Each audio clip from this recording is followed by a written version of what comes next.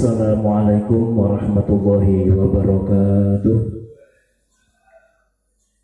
Ila hadratir rahim wa alihi kitabil nabatani wa sayyidina sallallahu nafa'ana bihi wa yu'minu rahmatana bi asrihi wa anwarihi ma fi taraini al-fatihah. A'udzu billahi minasy syaithanir rajim. Bismillahirrahmanirrahim. Alhamdulillahi rabbil alamin arrahmanir rahim maliki yaumiddin. Iyyaka na'budu wa iyyaka nasta'in ihdinas siratal mustaqim siratal ladzina an'amta 'alaihim ghairil maghdubi 'alaihim waladdallin amin. Bismillahirrahmanirrahim. Alhamdulillahi rabbil alamin wassalatu wassalamu ala sayyidina wa habibina wa maulana Muhammadin khatamin nabiyyin wa ala alihi wa ashabihi ajma'in amma ba'du. Qalu subhanaka la ilma lana illa ma 'allamtana innaka antal alimul hakim.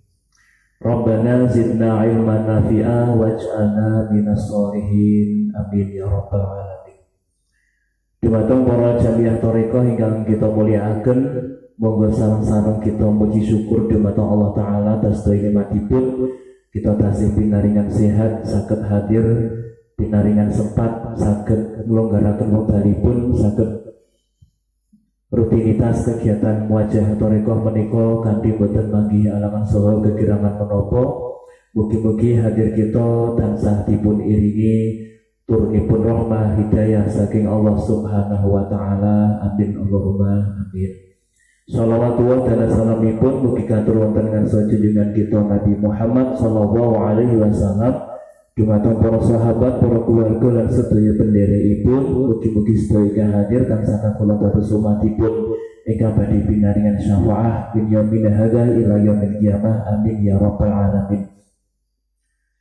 Para bapak, para ibu, jamiah sedaya ingkang kula mulyakaken, kita tasih ngaos kitab Nasa'iul Ibad, masih membahas di makalah yang ke-42. Makalah ini panjang, jadi tidak selesai dalam 1, 2, 3 kesempatan. Mila sabar nggih, sing penting sithik-sithik saged tambah pengetahuan kita.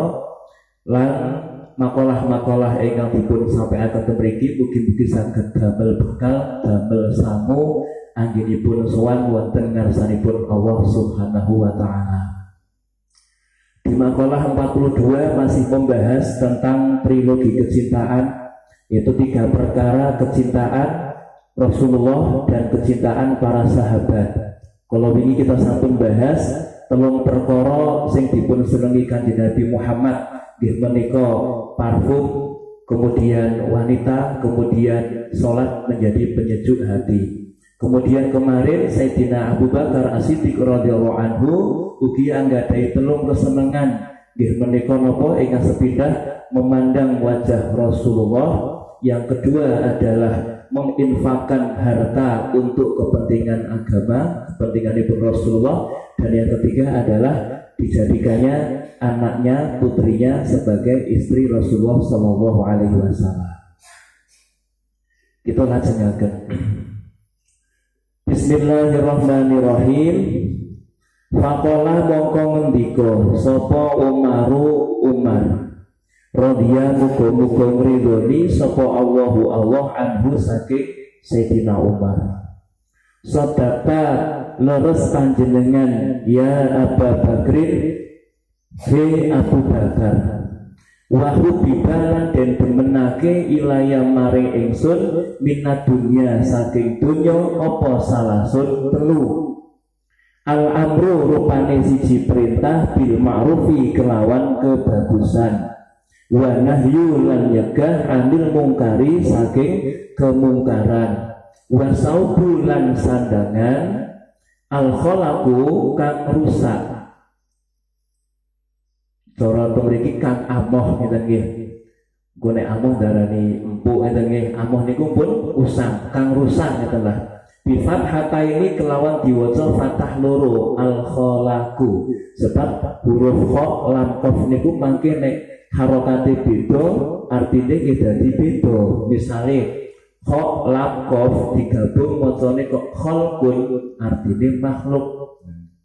Nek khulukun artinya budi pekerti, nek kholakun artinya usang, sudah kadaluarsa. Kan beda-beda ya. Nah, beda-beda. Ai al-bali tegese kang rusak. Ruwiyah dan riwayatake anahu setuhune kelakuan karena ono iku bijai badihi ing dalem jubahe Sayyidina Umar bin Khattab opo arba'a asrota 14 apane rikatan tambelan.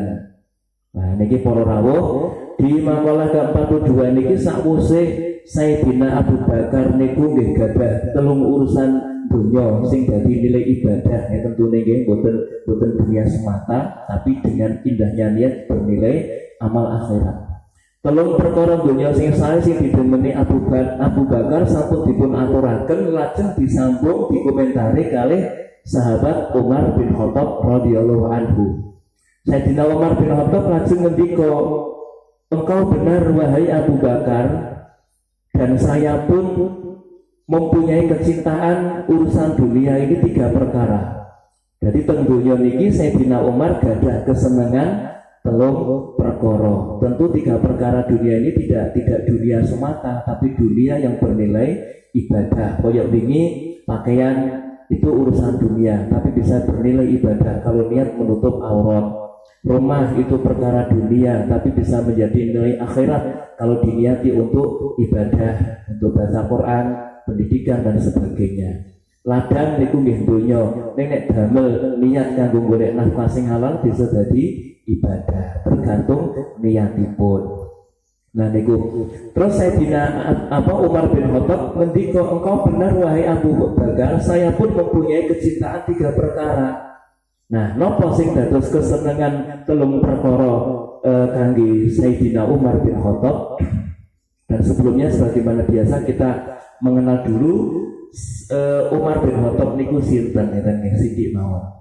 Nah, Sayyidina Umar bin Khattab itu nama aslinya ya Umar, ya. Umar putranipun Khattab, putranipun Naufal. Jadi Umar bin Khattab bin Naufal. Niki asma lengkapipun sahabat Umar bin Khattab radhiyallahu anhu. Nah, sahabat Umar bin Khattab niki para rawuh lahiripun nggih menika wonten ing Jazirah Arab, nggih menika wonten ing Makkah Al-Mukarramah kurang lebih tahun 584 Masehi. Mudah nggih 584 Masehi. Jadi belum ada tahun Hijriah. Sebab yang pertama kali memprakarsai tahun Hijriah adalah sahabat Umar bin Khattab, dimulai dari hijrahnya Kanjeng Nabi. Jadi sebelum hijrah, sebelum tahun Hijriah. Maka di sini ditulis 584 Masehi. Nah, beliau ini menjabat sebagai khalifah setelah Khalifah Abu Bakar itu dalam masa 10 tahun 75 hari. 73 hari, 10 tahun 73 hari. Berarti dangu nggih dados presiden dangu 10 tahun nek mriki nggih 2 masa, 2 periode nggih. Nah, 2 kan seperiode 5 tahun nek teng Indonesia. Tapi niki teng mriku mboten. Nggih, 10 tahun beliau menjabat sebagai khalifah setelah Abu Bakar As-Siddiq radhiyallahu anhu. Kemudian beliau ini wafatnya pada tanggal 3 November tahun 644 Masehi. Umur beliau atau sekitar tanggal 26 Dzulhijjah tahun 23 Hijriah. 6 tahun 23 Hijriah. Iki wafatipun sinten Sayyidina Umar bin Khattab. Saged diitung umure pinten nggih? Wafat 644, lahirnya 5884. Pinten-pinten pinten tahun? Papat jika papat 0. Papat jika 8 pinten? 14 jika 8 pinten? 8 64 tahun nggih. 64 tahun. Berarti napa nggih? 14 jika 8 6 nggih. Oke, leres. Berarti kurang lebih 64 tahun beliau umurnya. Nah, kemudian wafatipun menika dipun makom-makom dipun sareaken wonten ing pemakaman Masjid An-Nabawi. Mula nek tidak haji, tidak umroh kan wonten ing raudhah menika enten cedhaipun nggih menika makamipun Sayyidina Umar bin Khattab radhiyallahu anhu caket kali makam Rasulullah sallallahu alaihi wasallam. Dan beliau ini juga dari keturunan suku Quraisy yang termulia. Nah, kemudian tiang sepahipun sahabat Umar tentu nggih menika Khattab bin Naufal. Lajeng ibunipun asmanipun Hantamah binti Hisham. Nah, putranipun Sayyidina Umar diantaranya adalah Abdullah, kemudian Ubaidillah, kemudian Asim, kemudian Siti Hafsah. Tapi sing Ubaidillah niki Pak, Ubaidillah kalih Abdullah niku nggih napa piyantun jalur putranipun Sayyidina Umar nggih. Cuma Ubaidillah niki wajahnya ganteng. Wajahnya ganteng, mempesona, menawan. Maka dulu dibanggakan oleh Sayyidina Umar, duwe putra ganteng kan dibanggakno wong tuane. Ternyata putra sing ganteng niki malah damel wirangi sahabat Umar bin Khattab nggih menika berzina kalih tiyang setri. Malah metengi wong wedok. Lan ngising-ngising kita anake pejabat, anake ulama kok malah berbuat zina dengan padahal niku diandalke gantenge, saking gantenge di Ubaidillah niku. Nah, tetapi karena sahabat Umar bin Khattab ini punya satu julukan Al-Faruq, bisa membedakan hak dan batil, ini penegak kebenaran. Senajan putrane piyambak kalau berzina ya tetap dirajam. Dengan keputusan Umar bin Khattab, akhirnya Ubaidillah ini juga dirajam sampai meninggal dunia. Bayangkan ini orang tua kandung bisa menegakkan hukum seperti ini. Bagaimana kalau kita malah ditutup-tutupi ini badan? Nah, ditutup-tutupi. Ini Sayyidina Umar. Kenapa? Karena kebenaran harus ditegakkan. Walaupun putranya sendiri akhirnya tetap dihukum rajam sampai meninggal dunia. Nah, kalau yang Abdullah ini cerdas, beliau paham kitab-kitab yang begitu banyak, pengetahuan agamanya sangat luas, sehingga banyak hadis yang diriwayatkan dari Ibnu Umar, yaitu Abdullah bin Umar bin Khattab bin Naufal. Niki nggih, mula kadang-kadang anak sing dibanggakan malah ngoreng-ngoreng wong tua, tapi anak sing biasanya disio-sio malah gedene iso ngopeni tiyang sepahe mboten. Mula mboten kenging napa wau kita membanggakan anak dari segi pendidikan, segi wajah, segi harta, mboten kenging. Sing paling penting adalah akhlak terhadap kedua orang tua. Itu sekilas kehidupan Umar bin Khattab radhiyallahu anhu. Nah, perkara napa sing disenengi kalih sahabat Umar bin Khattab? Sing sepindah nggih menika al-amru bil ma'ruf. Yang kedua adalah mencegah kemungkaran, yang ketiga adalah pakaian yang usang.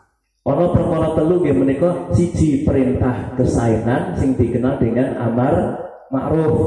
Nomor loro nggih menika mencegah kemungkaran sing dijenengi nahi mungkar. Ning biasane dua kalimat ini sering digabung. Nggih menika dikenal amar ma'ruf nahi mungkar, perintah apik nyegah kemungkaran. Nah, si nomor telu Sayyidina Umar bin Khattab niki sing paling disenengi urusan dunia niki sandangan sing wis elek. Nah, nek kula jenengan kan beda sandangan sing mewah, sing regane larang niku sing jadi kebanggaan kita. Sayyidina Umar seorang presiden, seorang petinggi sebuah negara, itu paling seneng niku sandangan sing pun amoh-amoh. Bahkan di sini di dalam riwayat ini ruya anahu kana fi jaibatihi arba'a asnatariqatan. Sayyidina Umar ini pakaiannya ini ditemukan tambelannya niku 14. Bayangkan seorang presiden gitu, seorang khalifah, orang nomor 1 waktu itu niku sandangannya tembelan 14. Bayangno lho. Napa saniki enten presiden katoke suwek tempel mboten enten. Iku nggih mengurangi harga diri nggih. Tapi Sayyidina Umar mboten malah mulya. Bumi saniki niki dipuji. Bayangkan seorang pejabat rela dengan baju yang penuh dengan tambalan. Umar bin Khattab luar biasa. Bahkan tidak mau menggunakan fasilitas negara untuk kepentingan pribadi. Ngantos putrane niku ajeng nyuwun duit. Kalih napa tiyang sepahe niku pas alit niku terus napa mboten diparingi mergo mboten gadah duit. Ajeng utang boten wani mergo napa? Umur saya tidak bisa menjamin bisa hidup sampai besok. Mula Sayyidina Umar niku hati-hati. Beliau tegas, sangat penegak hukum, supremasi hukumnya bagus, tapi juga sangat wirai, hati-hati dalam masalah masalah halal haram itu harus sangat hati-hati. Beliau hanya selalu mencari keridhaan Allah Subhanahu wa taala. Lu bayangkan Pak tembelane 14. Nek jenengan bolong sithik dibuangi mboten, angger kelek wis suwek wis tinggal ngeten nggih. Tapi ya terus aja nganggo sing suwek-suwek ngeten nggih, mangke nggih mboten pantes nggih wong ngaji ning raga saka busana kok ngaji klambine suwek ngeten nggih. Niku nggih ngasorno awake jenengan dhewe. Maksudnya niki namun setunggal gambaran, walaupun seorang presiden, seorang Amirul Mukminin, tapi beliau ini sangat rendah hati, tidak sombong, tidak membanggakan jabatannya. Ya tembelannya mawon 14. Nek zaman dia mungkin kula jenengan sami nggih. Kula mawon biyen niku nek sekolah SD niku kok koyoke katoke tembelan kabeh. Tembelan teng bokong nggih jahitane mboten jahitan mesin jahitne kok dondomane tangan simbok kula dadi kan jarang-jarang gede-gede. Tapi nggih mergo cilik kan mboten isin. Mungkin saat iki ya pripun. Nah niku zaman biyen. Nganggo sepatu kaos kaki mawon bolong isore. Nggih mboten. Sing penting iso mlaku ora ketok skon dulu. Zaman dia nggih. Pertama amar ma'ruf, kedua nahi mungkar ketika pakaian yang setelah usang yang bertambah-tambah. Bila wonten kesempatan sonten iki kita bahas kenapa Sayyidina Umar bin Khattab ini sangat mencintai amar ma'ruf nahi mungkar. Sebabipun para bapak, para ibu sedaya kita muliakan, amar ma'ruf nahi mungkar itu kewajiban kita sebagai orang beriman. Sinten mawon gadah kewajiban amar ma'ruf nahi mungkar. Mergo napa? Perintah HP niku mboten kudu dadi ustaz, dadi kiai, harus berkhutbah, harus di mimbar mboten. Dengan pergaulan biasa kita bisa berdakwah. Ini mboten tidak harus jadi ustaz, tidak harus diundang ke sana sini. Jadi yang namanya amar ma'ruf itu perintah HP kali sinten mawon, nggih. Dengan anak kita bisa amar ma'ruf. Ini mboten misalnya dolan nganggo tangan tengen. Anake kok mangan nganggo tangan kiwa diilikno. Nduk le mam kok nganggo tangan kiwa. Nek Kanjeng Nabi iku nek dahar ngunjuk nganggo tangan tengen niku nek termasuk amar ma'ruf nahi mungkar mboten kudu kedah munggah mimbar khotbah mboten. Oh ngeten iki. Dadi enten perkara sing apik dipun ajaraken, sing enten perkara elek dipun cegah, itu kewajiban kula sebagai tiyang beriman. Ada beberapa hal yang berkaitan dengan amar ma'ruf nahi mungkar kita sampaikan di sini, muga-muga saged dapat tambahan. Pertama, enten setunggal ngendikanipun Kanjeng Nabi Muhammad sallallahu alaihi wasallam. Beliau bersabda, "Man ra'a minkum mungkaron falyughayyirhu biyadihi. Fa illam yastati fa bilisanihi, fa illam yastati fa biqalbihi wa dzalika adhaful iman." Kanjeng Nabi ngendika, sapa wonge sing menyaksikan kemungkaran di antara kalian, ya. Barang siapa yang melihat, menyaksikan atau weruh kemungkaran teng masyarakat niku weruh ana kemungkaran. Nah, terus maka hendaklah ia merubah kemungkaran itu dengan tangannya. Tangan di sini dalam arti kekuatan atau kekuasaan. Maka dalam pengertian beberapa penjelasan menghapus kemungkaran, merubah kemungkaran dengan tangan itu tugasnya para pemerintah, umarok, okay? Orang-orang yang menjabat sebuah wilayah atau daerah atau pemerintahan. Ini dengan kekuatan, dengan keputusan mereka, ya, dengan peraturan pemerintah, dengan peraturan daerah, dengan perda, ini bisa dijadikan sebagai satu media menghilangkan kemungkaran. Misalnya ada tempat perjudian, ada tempat prostitusi, ada tempat minum-minuman keras. Itu misalnya pejabat menurunkan surat perda misalnya, itu bagus, walaupun hanya melalui surat ditujukan kepada pejabat-pejabat di bawahnya seperti bupati, camat, lurah sampai tingkat RT gitu kan. Itu untuk kebaikan mencegah kemungkaran. Nah, ini terus kekuatan itu biasanya digunakan oleh mereka para umarok. Nah, kalau kita menggunakan tangan kita, menggunakan kekuatan kita kok nggak mampu, terus pripun, padahal jelas-jelas ada kemungkaran. Fa'ilam yastati fabilisani yang boten mampu nganggo kekuatan, boten dados pejabat, boten dados pemerintahan, kula jenengan kedah merupakan lewat lisan. Lah lisan niki tugasipun para ulama. Mula ulama niku napa paling dibenci masyarakat. Nggih manungsa sing paling disengiti manungsa niku nggih ustaz utawa para alim ulama. Kenapa? Mereka banyak menyebut keburukan orang lain. Enten perjudian, kesinggung, tiang boten sholat, kesinggung, boten poso, kesinggung. Padahal kan niatnya boten ngelek-elek, cuma mengingatkan. Tapi orang sering salah paham, sering dikatakan menyinggung perasaan. Padahal misalnya kesinggung harus selalu kita menyadari, berarti kita itu perlu berubah untuk yang lebih baik. Nah, ini tugasnya ulama adalah menyampaikan untuk merubah kemungkaran itu dengan lisan, lewat pengajian, ya, lewat kajian, lewat tausiah dan sebagainya. Niki biasanya pun dilakukan oleh para ulama. Atau biasanya kula jenengan mau biasa tapi saged ngandani nggih sae, nggih. Boten saged nganggo kekuatan nggih nganggo omongan. Fa ilam yastati fa biqalbihi, kalau kita nggak mampu pakai kekuatan, nggak mampu pakai lisan, kula jenengan ken amar ma'ruf nahi mungkar dengan hati, mencegah kemungkaran nggih, mencegah kemungkaran dengan hati. Lah nek pun nganggo hati niki wadzalika ataful iman, iki termasuk iman sing paling lemah. Maksudnya ngeten lho. Misalnya enten satu tempat maksiat di lingkungan kita, ajeng nganggo kekuatan kita, ajeng marane mriku khawatir kula jenengan terancam. Nek ngandani sama dikaploki nggih mboten. Nah akhirnya nopo nganggo ati, sing penting ati niku ora rido anane kemungkaran.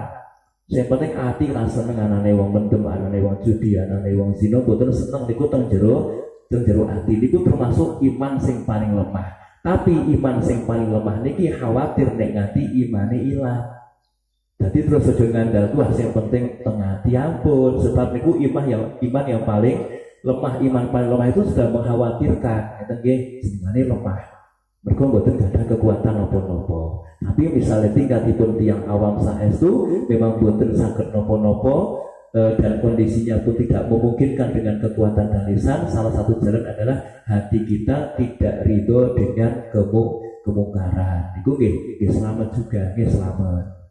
Tapi ampun ngandalke kabeh-kabeh wah sing penting nang ati. Nah niku nggih, niku lemah sangat imanipun. Niku lajeng dipun ngendikaken setunggalipun pengendikan Kanjeng Nabi Muhammad malih, qala Nabi sallallahu alaihi wasallam muru bil ma'rufi wa illam ta'malu bihi wanhau 'anil munkari wa illam tantahu anhu. Ngendikane Kanjeng Nabi, perintah sira ing kebagusan senajan sira durung iso nglakoni kebagusan. Ngajak sholat niku penting, senajan dhewe urung ngajak sholat, ngeten nggih. Ngajak ngaji sae senajan awak dhewe urung istiqomah lek ngaji. Ngajak sedekah sae senajan awak dhewe sedekahe dereng maksimal. Artine ngajak wong lakoni apik ora kudu awak dhewe dadi wong apik dhisik. Nek kadang-kadang tiyang niku lak sok dinilai, ngajak orang lakoni niku lak jenenge jargoni, ngeten nggih. Ngajar-ngajar ra gelem lakoni, ampun ngeten nggih. Jadi perintah Kanjeng Nabi kon perintah kesaenan senajan awak dhewe niki durung lakoni. Lah mangke nek sing diajak niku pun lakoni, awak dhewe kok ora lakoni kan isih. Ya sing tak ajak gelem salat, kok aku malah salate bolong-bolong isih.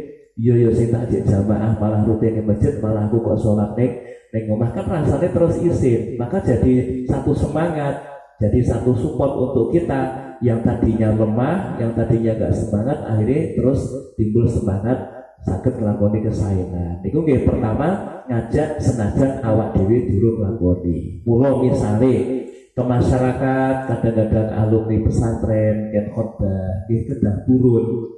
Kadang-kadang enten alasan kang sampean melu khotbah wah ora aku rung iso ngandani awakku dhewe urung apa meneh keluargaku. Pokoke aku ora gelem. Alasane jane ape nggih wedi ra iso lakoni. Tapi nek mikir wedi ra iso nglakoni sak lawase yo gak iso. Mergo mboten enten semangat. ditakuti, dicemaskan dengan perasaan diri sendiri. Nah, isane mangke sae itu kan belajar dengan keadaan. Maka nek pun khotbah terus nanti akhirnya berubah sidik berubah.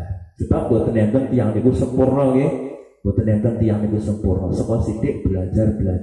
Maka nek ngenteni awak dhewe dadi wong apik baru dakwah.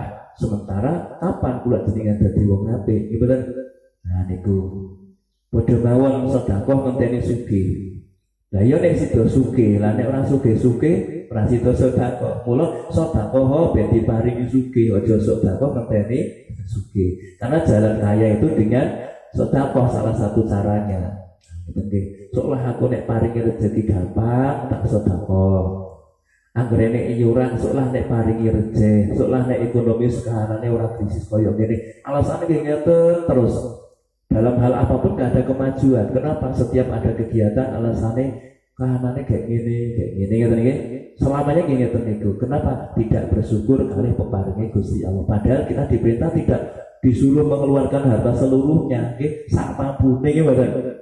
Sak mampune yang penting sedekah dan berbuat baik. Niku supaya apa pemahaman kita langsung jebar. Jadi perintah kesayangan senajan awak dewi durung iso nglakoni. Kemudian kan Nabi ngendika, "Wanha wa 'anil munkari wa ilam tantahu anhu." Dan segala kemungkaran walaupun kamu belum bisa berhenti dari kemungkaran. Nek ana elek nggih kon napa? Ken rubah, kon ngendhekno. Senajan awak dewi niki yo isih akeh dosane gampang niki. Jadi senajan awak dewi niku tasih kathah dosane mboten sampurna ning tetep kewajiban mencegah kemungkaran ben boten merajalela dan kemana-mana. Iki ketikane Kanjeng Nabi sallallahu alaihi wasallam.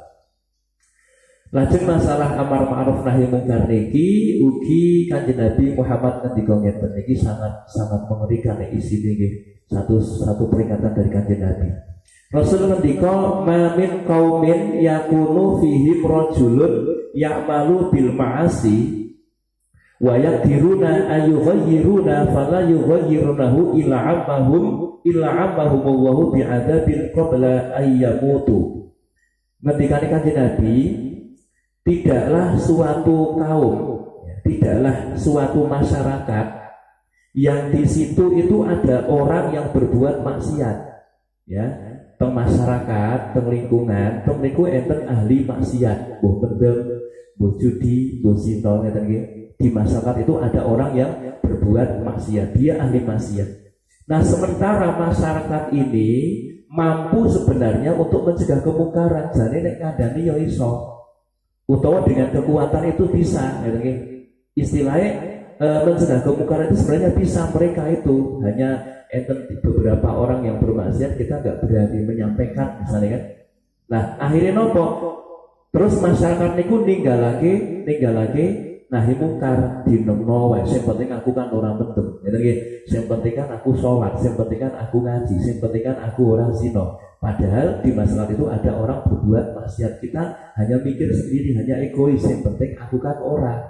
Niku mboten sae ngeten niku. Kenapa? Karena meninggalkan nahi mungkar. Sementara nahi mungkar diperintah dengan kekuatan, dengan lisan atau dengan hati kita. Nah, kalau mereka mampu untuk merubah kemungkaran sementara mereka tidak merubah kemaksiatan itu, ngendikanipun Kanjeng Nabi mriki illa amahumullahu bi'adzabin qabla ayamutu, kecuali Allah akan meratakan bencana kepada mereka, memberikan bencana kepada mereka sebelum mereka mati.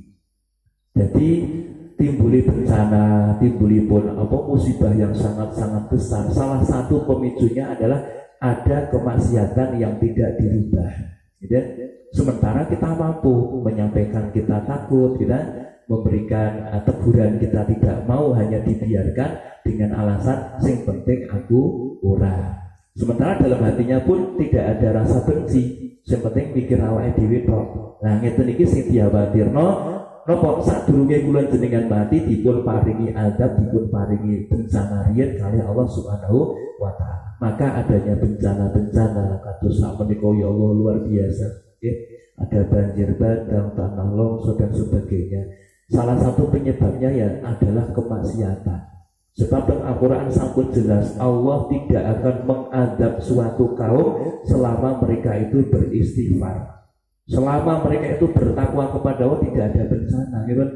Nah mulai timbulipun bencana gitu, sebab kula jenengan lali kali Gusti Allah terus ditegur, kita dipun paringi teguran kali Allah Subhanahu wa taala supaya kembali ke jalan yang benar. Niki mula nek enten kemungkaran nggih kedah kita niku merubah dengan kekuatan kita, dengan lisan kita, setidak-tidaknya hati kita tidak senang dengan kemungkaran. Itu termasuk iman yang paling lemah.